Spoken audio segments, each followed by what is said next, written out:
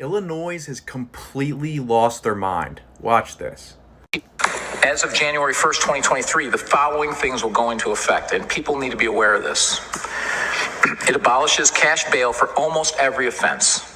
This includes, but isn't limited to, kidnapping, armed robbery, second-degree murder, drug-induced homicide, aggravated DUI, threatening a public official, and aggravated fleeing and eluding.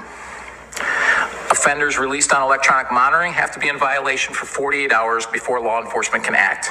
They could almost drive to Alaska before we can even look for them. It denies victims their constitutional rights. And keep this in mind, businesses and homeowners. Officers will no longer be able to remove trespassers from your residence or your businesses. Someone could decide to live in your shed, and all we can do is give them a ticket. You have to decide what level of force is required to remove them and whether or not it's legal.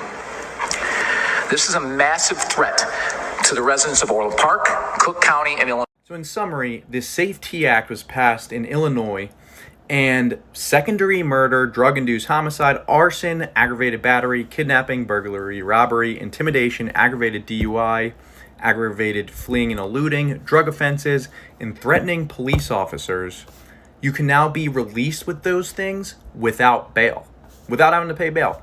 All these things. Craziest part about it is that this act was over 700 pages long, and they only took 40 minutes to read it before they voted on it.